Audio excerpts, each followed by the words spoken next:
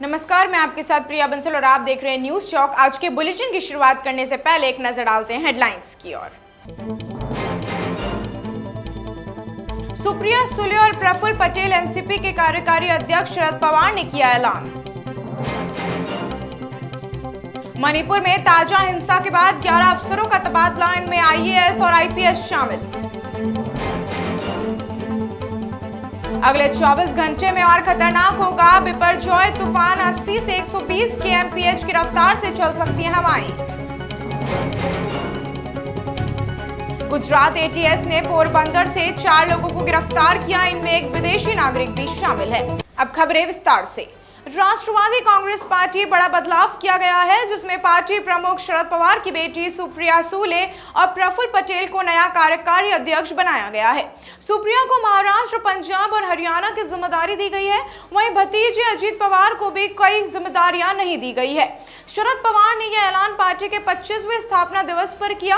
वहीं सुप्रीमो की कार्यकारी अध्यक्ष के अलावा महाराष्ट्र हरियाणा, पंजाब राज्य का प्रभारी भी बनाया गया है। वहीं प्रफुल्ल पटेल को मध्य प्रदेश, राजस्थान और गोवा की जिम्मेदारी दी गई है। वहीं सुनील तटकरे को राष्ट्रीय महासचिव के अलावा उड़ीसा और पश्चिम बंगाल का प्रभारी नियुक्त किया गया है। वे किसान मोर्चा और अल्पसंख्यक प्रकोष्ठ की भी प्रभारी होंगे। इसके अलावा पार्टी नेता मोहम्मद फैजल को तमिलनाडु, तेलंगाना, केरल की जिम्मेदारी सौंपी गई है। नंदा शास्त्री को दिल्ली का प्रदेश अध्यक्ष बनाया गया है। वहीं शरद पवार ने कहा कि 2024 लोकसभा चुनाव में सभी विपक्षी पार्टियों को साथ आना होगा। मुझे यकीन है कि इस देश की जनता हमारी मदद करेगी। 23 तारीख को हम सभी बिहार में मिलेंगे, चर्चा करेंगे और एक कार्यक्रम को लेकर आएंगे और देश भर में यात्रा करेंगे और इसे लोगों के सामने पेश करेंगे। वहीं कार्यकारी अध्यक्ष बनाए जाने पर सुप्रिया सुले ने कहा कि मैं पवार साहब, सभी वरिष्ठ नेता, पार्टी के साथ ही पार्टी के कार्यकर्ता और शुभचिंतकों का आभार भी व्यक्त करती हूं। मैं एनसीपी को और मजबूत करने के लिए आप सभी के साथ लगन से काम करूंगी। मणिपुर में कुर्की और मताई समुदाय के बीच में जातिगत हिंसा जारी है। इस बीच राज्य के 11 अफसरों का तबादला किया गया है। इसमें आईएएस और आईपीएस अफसर शामिल हैं। इससे पहले गृह मंत्री अमित शाह इस महीने की शुरुआत में 4 दिन के दौरे पर यहां आए थे। इस दौरान राज्य के डीजीपी पी डोंगल को हटा दिया गया है। इसकी जगह राजीव सिंह को कमान सौंपी गई है। हरियाणा में 39 दिन से जारी हिंसा के बाद अब तक 100 से ज्यादा लोगों की मौत हो चुकी है। 310 घायल हैं और 37,000 से ज्यादा लोग 275 राहत शिविरों में रहने को मजबूर भी हैं। इस बीच असम के सीएम हेमंत शर्मा बिस्वा शनिवार सुबह को मणिपुर पहुंचे। वे राज्य के सीएम एन बीरेन सिंह से मिले। इस दौरान दोनों राज्यों के मुख्यमंत्रियों के बीच में मणिपुर में जारी हिंसा पर भी चर्चा हुई है। दिल्ली में 7 जून को कुर्की समुदाय के लोगों ने गृह मंत्री अमित शाह के घर के बाहर प्रदर्शन भी किया था।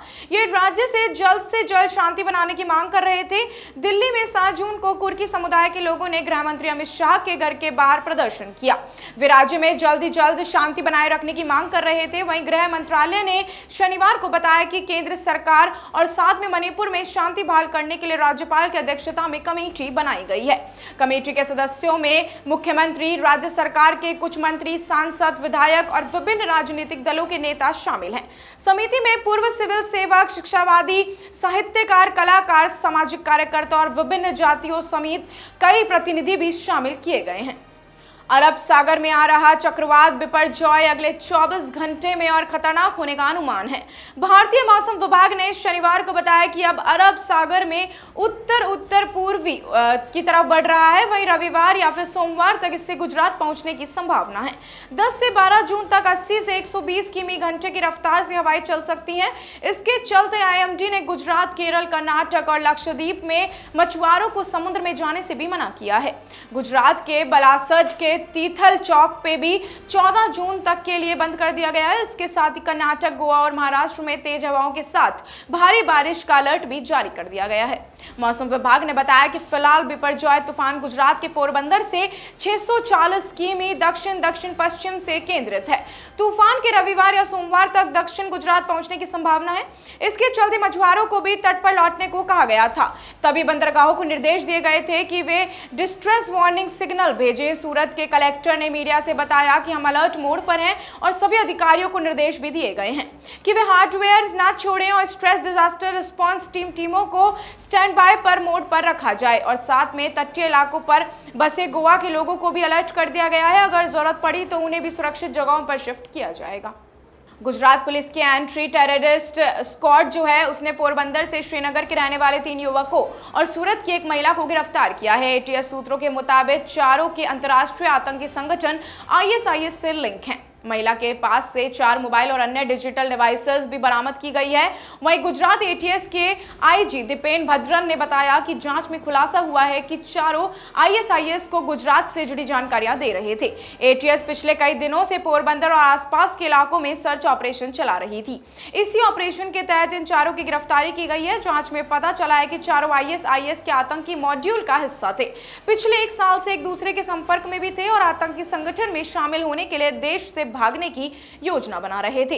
ये संगठन आईएसआईएस के मॉड्यूल पर काम करते हुए सोशल मीडिया के जरिए युवाओं को कट्टरपंथी बनाने का काम कर रहे थे। गुजरात के गृह मंत्री हर्ष सांघवी और एटीएस की संयुक्त प्रेस कॉन्फ्रेंस में जानकारी दी गई है कि प्रतिबंधित आतंकवादी संगठन इस्लामिक स्टेट ऑफ खुरासान प्रांत से जुड़े 3 कट्टरपंथी युवक गुजरात के समुद्री रास्ते से देश छोड़कर भागने की योजना बना रहे थे। ये तीनों व्यक्ति ईरान के रास्ते अफगानिस्तान जाने वाले थे, जहां गुजरात एटीएस को इसकी पुख्ता सूचना मिली थी। इसके बाद टीम ने 9 जून को पोरबंदर रेलवे स्टेशन के पास से तीनों युवकों को हिरासत में लिया। इसके बाद इनकी सहयोगी महिला को सूरत से गिरफ्तार किया गया है। गिरफ्तार किए गए तीनों युवक उबैद नासिर मीर, हनान हयात शाल और मोहम्मद हाजिम शाह श्रीनगर के रहने वाले हैं, जबकि इनकी सहयोगी महिला गुजरात के सूरत की रहने वाली है। फिलहाल आरोपियों के अन्य सहयोगियों की तलाश जारी है। गृह मंत्री अमित शाह आज गुजरात के पाटन जिले से सिद्धपुर पहुंचेंगे। इस दौरान उन्होंने जनसभा को भी संबोधित किया है। अपने संबोधन में उन्होंने राहुल गांधी पर जमकर हमला बोला है। उन्होंने कहा कि राहुल बाबा जब भी वेकेशन के लिए विदेश जाते हैं तो वहां भारत की बुराइयां करते हैं। गृह मंत्री ने आगे कहा कि राहुल बाबा को अपने पुरखों से सीखना चाहिए कि देश की मिट्टी पर देश की राजनीति की चर्चा की जाती है। अगर राजनीति की बात करना है तो देश में रहकर क्यों नहीं करते। किसी नेता को विदेश जाकर अपने ही देश की निंदा करना शोभा नहीं देता। गृह मंत्री आगामी लोकसभा चुनाव की तैयारियों की रूपरेखा बनाने गुजरात पहुंचे हैं। वे शाम को पार्टी के पदाधिकारियों से भी चर्चा करेंगे। गृह मंत्री आगामी लोकसभा चुनाव की तैयारियों की रूपरेखा बनाने गुजरात पहुंचे हैं। अमित शाह ने मोदी सरकार के 10 साल की यूपीए शासन के 10 साल की तुलना करते हुए कहा कि राहुल बाबा दुनिया भर में भारत को बदनाम कर रहे हैं, जबकि वे मोदी सरकार की और यूपीए के 10 साल को भूल गए हैं। लेकिन देश की जनता को यूपीए शासन के दौरान हुए 12 लाख करोड़ रुपए के घोटाले आज भी अच्छी तरह से याद हैं। अगर बीजेपी के 9 साल के शासनकाल की बात करें तो हमारे विरोधी भी हम पर आज तक भ्रष्टाचार का कोई आरोप नहीं लगा सके हैं। ये 9 साल देश की आजादी के 75 साल के इतिहास में सुनहरे अक्षरों में लिखे जाएंगे। वहीं देश की जनता आज बीजेपी सरकार के दौरान करप्शन की नहीं बल्कि उपलब्धियों की बात करती है। 9 साल के अंदर हमने आर्थिक मंदी खत्म कर दी है, जबकि पूरी दुनिया महामारी और आर्थिक मंदी से त्रस्त थी। तो मोदी सरकार ने न सिर्फ देश के लोगों की जान बचाई बल्कि दुनिया भर को कोरोना की वैक्सीन भी मुफ्त उपलब्ध करवाई थी। पश्चिम बंगाल में एक कांग्रेस कार्यकर्ता की गोली मारकर हत्या कर दी गई। राज्य में 8 जुलाई को पंचायत चुनाव होने हैं। ऐसे में हिंसक वारदातों को रोकने के लिए कांग्रेस नेता अधीर रंजन चौधरी ने राज्यपाल को लेटर लिखकर स्टेट के केंद्रीय बलों को तैनाती की मांग की है। अधीर रंजन ने इस घटना को लेकर सत्ताधारी पार्टी टीएमसी पर भी आरोप लगाए हैं। रंजन ने कहा है कि हम तृणमूल कांग्रेस को ये खून की राजनीति नहीं करने देंगे। टीएमसी बताए कि वह इस चुनाव में बुलेट इलेक्शन चाहती है या बैलेट इलेक्शन चाहती है। वहीं अधीर रंजन ने राज्यपाल को लिखा है कि मैं आपको बताना चाहता हूं कि कांग्रेस कार्यकर्ता फूलचंद शेख की बेरहमी से हत्या कर दी गई है और रेबिका बीबी नाम की एक महिला सहित 2 अन्य अस्पताल में गंभीर हालत में भी हैं। कांग्रेस सांसद ने आगे लिखा कि जंगल का राज हर जगह है, जिसके तहत सत्ता पक्ष के गुंडे और बदमाश विपक्षी कार्यकर्ताओं को अपना शिकार बना रहे हैं। इसलिए मैं विनम्र करता हूं कि आपसे अनुरोध भी करता हूं कि केंद्रीय बलों की सीधी निगरानी में पंचायत चुनाव कराए जाए। पंचायत चुनाव की तारीख की घोषणा के तुरंत बाद पश्चिम बंगाल विधानसभा में विपक्ष के नेता शुभेंदु अधिकारी ने कहा है कि चुनाव आयोग टीएमसी के इशारे पर काम कर रहा है। उन्होंने ट्विटर पर लिखा है कि पश्चिम बंगाल में लोकतंत्र की हत्या पहली बार ब्लॉक स्तर, जिला स्तर या फिर राज्य स्तर की एक भी सर्वदलीय बैठक आयोजित किए बिना पंचायत चुनावों की एक तरफा घोषणा की गई है।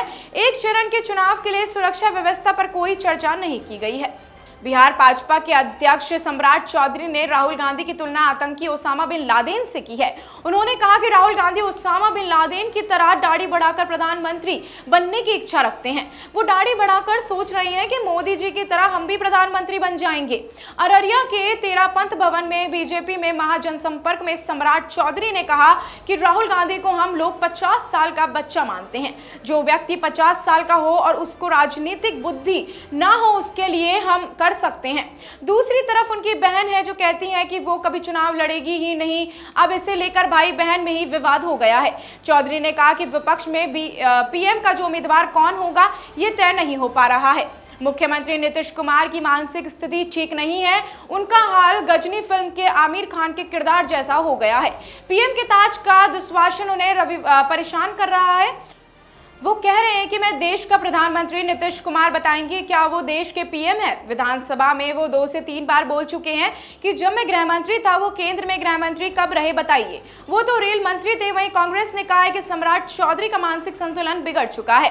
पार्टी के प्रदेश प्रवक्ता असीत नाथ तिवारी ने कहा है कि सम्राट चौधरी को समय से पहले उनकी क्षमता से काफी ज्यादा मिल गया है और उन्हें संभल नहीं रहा है। इसी चक्कर में उनका मानसिक संतुलन बिगड़ गया है।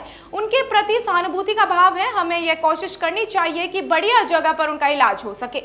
पंजाब के लुधियाना में 7 करोड़ से अधिक की लूट हो गई है। देर रात 2:10 पर बदमाश हथियार लेकर राजगुरु नगर से एटीएम में कैश जमा करने वाली सीएमएस सिक्योरिटी कंपनी के ऑफिस में घुसे, जहां तैनात 5 सिक्योरिटी गार्डों को उन्होंने बंदी बना लिया। इसके बाद तिजोरी के बाहर रखा 4 करोड़ कैश और ऑफिस के बाहर खड़ी गाड़ी ले गए। इस गाड़ी में 3 करोड़ से अधिक कैश था। इसके साथ ही सीसीटीवी की डीवीआर भी ले गए। बदमाशों के जाने के बाद कर्मचारियों ने पुलिस को सूचना दी। पुलिस के अलर्ट होने पर बदमाश गाड़ी को मुल्लापुर के पास छोड़कर फरार हो गए। इस गाड़ी को पुलिस ने बरामद कर लिया है। गाड़ी से 2 पिस्टल मिले हैं जबकि कैश गायब है। शुरुआती जानकारी के मुताबिक लुटेरे करीब 2.5 घंटे तक लूटपाट करते रहे, जिन्होंने सिक्योरिटी गार्ड्स के मोबाइल भी तोड़ दिए। पुलिस इन सभी 5 सिक्योरिटी गार्ड से पूछताछ कर रही है।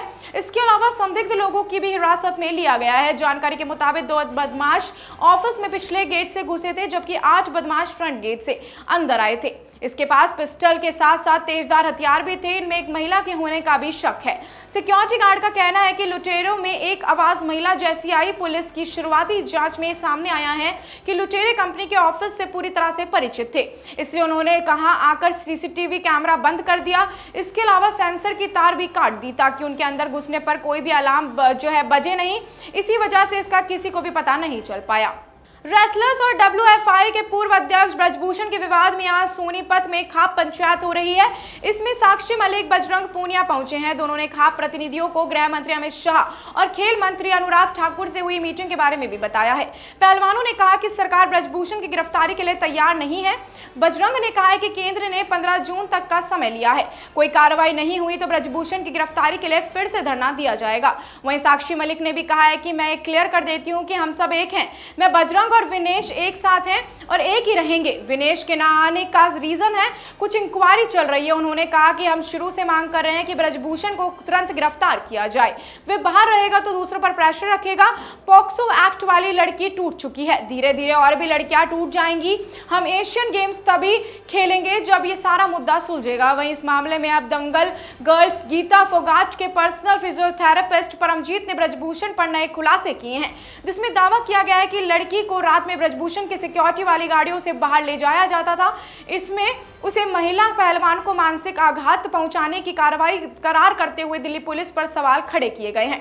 उन्होंने दिल्ली महिला आयोग की अध्यक्ष स्वाति मालीवाल से घटना पर तत्काल संज्ञान लेने का और जिम्मेदार पुलिस अफसरों से जवाब मांगने को कहा है।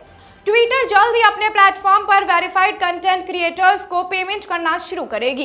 कंपनी के मालिक एलन मस्क ने शनिवार को ट्वीट पर इसकी जानकारी दी है, अनाउंसमेंट किया है। एलन मस्क ने ट्वीट में कहा कि ट्विटर कुछ हफ्तों में क्रिएटिव रिप्लाईज के लिए दिखाई देने वाली एड्स के लिए उन्हें पेमेंट करना शुरू करेगा।